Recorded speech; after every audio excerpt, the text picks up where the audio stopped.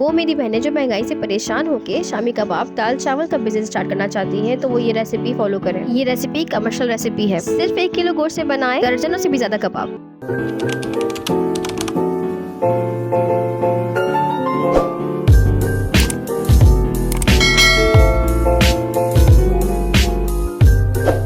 बिस्मिल्लाहिर्रहमानिर्रहीम। शुरू अल्लाह के नाम से जो बड़ा मेहरबान और निहायत रहम करने वाला है। अस्सलाम वालेकुम व्यूअर्स, तो कैसे हैं आप सब। आजकल तो महंगाई ने सबकी कमर तोड़ के रखी है। आजकल हर कोई परेशान है, बिजली की बिल की वजह से, गैस की वजह से, लोड शेडिंग की वजह से। चलें, आप परेशान मत हो, क्योंकि आपकी बहन लेकर आ गई है ऐसी रेसिपी जिससे आप अपना कारोबार भी स्टार्ट कर सकते हैं। आपने घबराना नहीं है, क्योंकि औरत क्या नहीं कर सकती, वो एक मल्टीटास्कर होती है, जो बच्चे भी संभाल सकती है, घर भी संभाल सकती है और कारोबार भी। हाजिर हो शामी कबाब की रेसिपी के साथ, जिसको आप सेल आउट भी कर सकते हैं। जी मैं जानती हूँ आप लोग बहुत परेशान हैं, रोजाना रातों को रो रो के दुआएं भी करते हैं कि अल्लाह हमारे हालात बदल दे। इंशाल्लाह ताला आपके हालात जरूर बदलेंगे। बस आपने हिम्मत करनी है और थोड़ी सी इन्वेस्टमेंट करनी है। आप अपना कारोबार फ्रोजन फूड, दाल चावल और शामी कबाब जैसे फूड प्रोडक्ट से स्टार्ट कर सकते हैं, क्योंकि ये चीजें हमेशा डिमांड में रहती हैं। तो इंतजार किस चीज का, चलिए स्टार्ट करते हैं। तो हमें चाहिए इसको बनाने के लिए 1 किलो गोश्त, जिसे मैंने आधा कीमा किया है और आधा थोड़ा मोटा कीमा रखा है, ताकि इसमें रेशा रहे और खाने वालों को अच्छा भी लगे। 250 ग्राम हम ले लेंगे चना दाल, जिसे मैंने भिगो के रखा था तकरीबन 20 से 25 मिनट तक।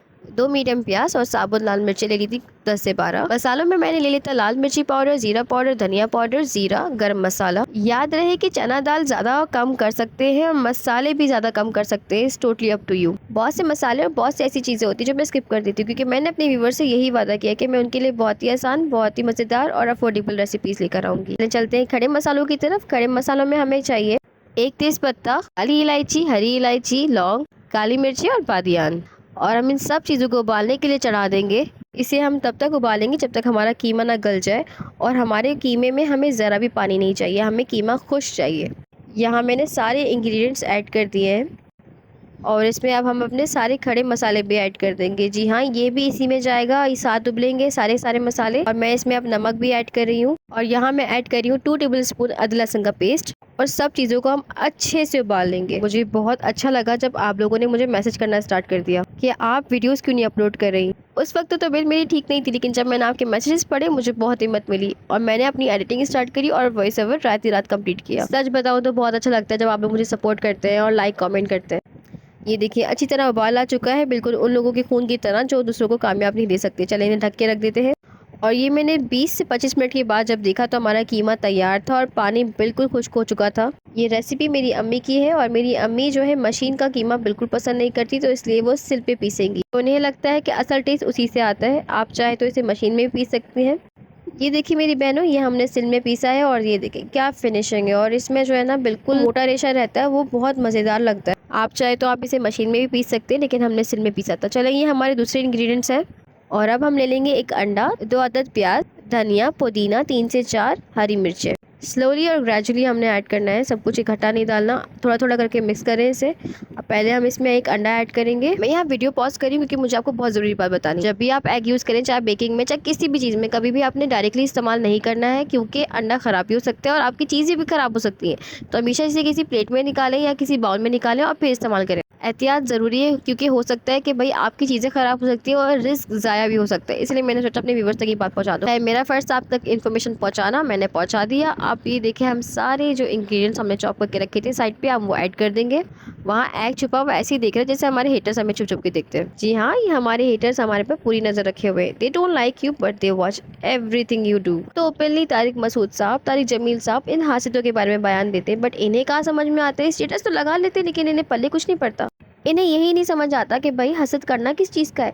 अल्लाह ताला अगर किसी को नवाज रहा है तो वो अपने पास से नवाज रहा है, वो आपसे छीन के नहीं नवाज रहा। चाहे वो कामयाबी हो, चाहे वो पैसा हो, चाहे वो खुशियाँ हो, उसके नसीब की बात है। आप अपने नसीब के लिए दुआ करें। हमारी नानी तो हमेशा हम पे सूरह नास और सूरह फलक का वेद रखती थी, और अब समझ में आता है कि वो ऐसा क्यों करती थी, क्योंकि कामयाब भी हो जाए तब भी इनको आपकी कामयाबी हजम नहीं होती। चले 1 मिनट निकालते हैं, इन लोगों के लिए दुआ करते हैं, अल्लाह इनको हिदायत दे, आमीन। चले देखिए हमारा कीमा तो मिक्स हो चुका है। बातों बातों में बताना भूल गई, मैंने बहुत अच्छे से मिक्स किया है इसे। ये देखें इतना खूबसूरत लग रहा है ये। इस पॉइंट पे आप टेस्ट करके देख सकते हैं कि मसाला कम है या नमक कम है, तो आप इसमें और ऐड कर सकते हैं। मुझे यहाँ थोड़ा सा नमक कम लग रहा था, तो मैं नमक इसमें ऐड कर दी। एक कबाब मैंने रेडी कर लिया था। अब मैं ऐसे और भी बहुत सारे कबाब बना लूँ। आप चाहे तो इसे फ्रोजन आइटम्स में भी ऐड कर सकते हैं, चाहे तो आप सिर्फ कबाब का बिजनेस भी कर सकते हैं, ये बहुत चलता है। ये देखिए हमारे कबाब रेडी हैं।